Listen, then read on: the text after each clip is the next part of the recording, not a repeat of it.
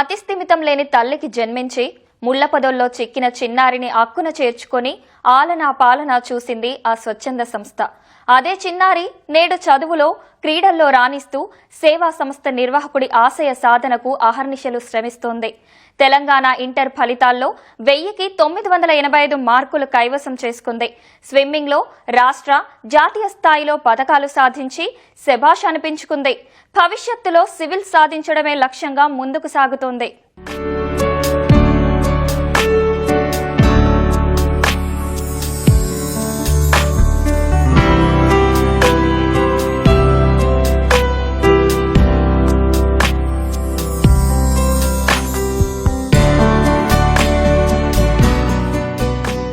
చిన్నతనంలోనే తల్లిదండ్రులకు దూరం, కనీసం తల్లిదండ్రులు ఎలా ఉంటారో తెలియని పరిస్థితి. 5 నెలల చిన్నారని మతిస్థిమితం సరిగా లేని తల్లి దగ్గర చూసి చలించిపోయాడు ఓ స్వచ్ఛంద సేవా సంస్థ నిర్వాహకుడు. ఇద్దరిని సంస్థకు తీసుకురాగా కొన్ని రోజులకే తల్లి బిడ్డను వదిలి వెళ్లిపోయింది. అప్పటి నుంచి చిన్నారిని అన్నీ తానే చూస్తూ వచ్చాడు నిర్వాహకుడు.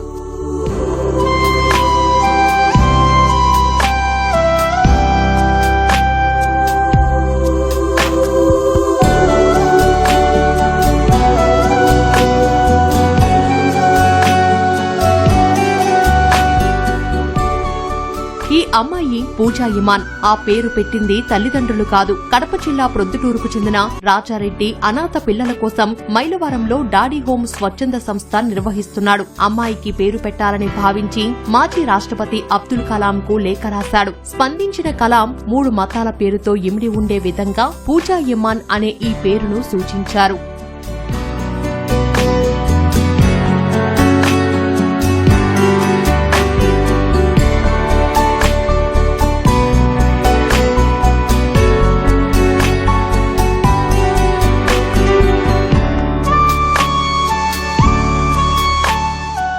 కలాం సూచన మేరకు బాలికకు పూజా ఇమాన్ పేరును నామకరణం చేశాడు రాజారెడ్డి. అంతేకాదు చిన్నారి పేరు మీద ప్రొద్దుటూరు మండలం చౌడూరులో పూజా ఇంటర్నేషనల్ స్కూల్ స్థాపించాడు. అదే పాఠశాలలో నర్సరీ నుంచి 10వ తరగతి వరకు పూర్తి చేసింది విద్యార్థిని. ఎస్ఎస్సీలో 85% మార్కులు సాధించింది. ఇంటర్ హైదరాబాద్ లో చదివి 1000కి 985 మార్కులు అందుకుంది.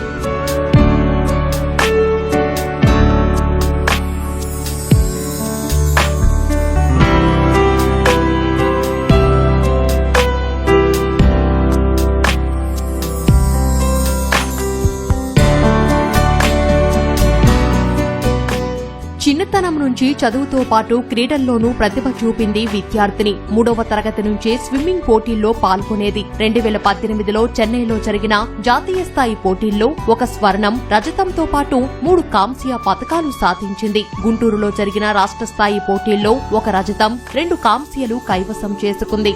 భవిష్యత్తులో అంతర్జాతీయ స్థాయిలో పతకాలతో పాటు ఐఏఎస్ కావడమే తన లక్ష్యమని ధీమాగా చెబుతోంది పూజ. నేను 5 months ఉన్నప్పుడు డాడీ హోమ్కి వచ్చాను. డాడీ నన్ను ఆదరించారు. నా పేరు మీద ఈ స్కూల్ స్థాపించడం జరిగింది. డాడీ అబ్దుల్ కలాం దగ్గరికి వెళ్లి నా నామకరణం జరిపించడం జరిగింది. ఆయన పూజా ఇమాన్ నామకరణం చేశారు. నేను ఫస్ట్ నుంచి 10th వరకు పూజా స్కూల్లోనే మంచిగా చదువుకున్నాను. అకాడమిక్స్ లో కాకుండా ఇంకా స్పోర్ట్స్ లో కూడా చాలా అచీవ్మెంట్స్ ని చేశాను. 10th లో నేను 428 తో క్వాలిఫై అయినా, 85%. 10th తర్వాత డాడీ గారు నన్ను రీసెర్చ్ చేసి చాలా కాలేజెస్ ని చూసి మంచి ఎడ్యుకేషన్ అనేది నాకు రావాలని నారాయణ జూనియర్ కాలేజ్ లో చేర్పించారు. ఇంటర్మీడియట్ లో 985 తెచ్చుకున్నా 1000కి. డాడీ చనిపోయిన తర్వాత నన్ను కవిత అక్క కూడా ఏ లోటు లేకుండా చూసుకుంది డాడీ లెక్కని. డాడీ ఏ కళ అయితే నెరవేర్చాలనుకుంటున్నారో మేమందరం ఆ కళని మేము ఖచ్చితంగా నెరవేరుస్తాము. I promise to daddy that I will compulsory be an IAS officer in the future. ఈతపై మక్కువతో నిరంతరం కఠోర సాధన చేసేది పూజా ఇమాన్. రాష్ట్ర, జాతీయ స్థాయిలో పతకాలు సాధిస్తుండటంతో అందరూ పతకాల పూజ అని పిలిచేవారు. తల్లిదండ్రులు లేకపోయినా ఆ లోటు తెలియకుండా డాడీ పెంచారని వివరించింది. అయితే 2023లో ఆస్తుల విషయంలో రాజారెడ్డి దారుణ హత్యకు గురయ్యారు. ఆయన సమాజంలో ఆడపిల్లలు ధైర్యంగా ఎలా ఉండాలనే విషయాలు నేర్పించి ఎందరికో స్ఫూర్తిగా నిలిచారని పూజా ఇమాన్ చెబుతోంది. స్విమ్మింగ్ అంటే చాలా ఇష్టం నాకు. ప్రాక్టీస్ కనీసం ఒక 3 hours అనే చేస్తాను. 3rd క్లాస్లో నా ఫస్ట్ కాంపిటీషన్ 2018లో I qualified with 3 bronze, 1 silver and 1 gold. And 7 years నా స్విమ్మింగ్ అయిపోయింది. And now I passed out my 10th and just I'm practicing now. I'll see for better qualifications for tomorrow or next. ఆయన చనిపోయినాక కూడా నాకు కవితకు అన్నీ చూసుకుంది sir. నాకు ఎప్పుడు అట్లా అన్నదనే ఫీలింగ్ రాలేదు. ఆయన ఎంతో కష్టపడి నన్ను చూసుకున్నాడు. నా కోసమనే కాదు, ఎంతో మంది పిల్లలు నాలాగా ఎంతో మందిని చదివించాడు. She is taking of us like a big sister and we are all supporting her. She is really struggling very hard to success daddy dreams. Thank you sister. మాకు ఏది రాదనేది ఏం చేయలేదు, ప్రతి ఒక్కటి నేర్పించారు. ఐఏఎస్ గా చూడాలన్న డాడీ ఆశయం నెరవేర్చడానికి ఎంత కష్టమైనా పడి సాధించి తీరుతా అంటోంది చదువుల తేజం. ఇప్పటికీ ధైర్యం కోల్పోకుండా ఉన్నామంటే ఆశ్రమ నిర్వాహకుడు నేర్పించిన విలువలే తమ బలమంటోంది.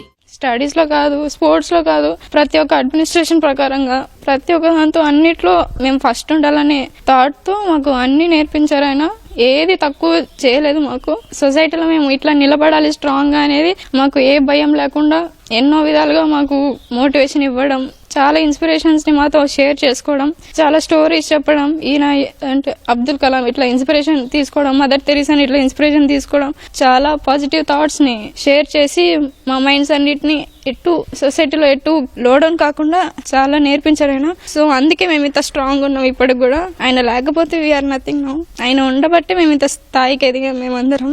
డాడీనే అందరికి అమ్మా నాన్న, he's whole family for us. Daddy నన్ను ఐఏఎస్ లాగా చూడాలన్నాడు. So I will compulsory do it and show him. Raja Reddy మరణానంతరం పూజా యమాన్ బాధ్యతలను పాఠశాల సీఈఓ కవిత చూసుకుంటున్నారు. ఈమె కూడా ఓ అనాథే. పూజ ఆశయ సాధనకు ఏ లోటు రానివ్వమని ఆమె భరోసాగా చెబుతున్నారు. చిన్నతనం నుంచి చదువుతో పాటు క్రీడల్లో ముందుండేదని చెబుతున్నారు ఉపాధ్యాయులు. పూజా ఈమాన్ అనే పేరుతోనే పూజా ఇంటర్నేషనల్ స్కూల్ స్థాపించడం జరిగింది.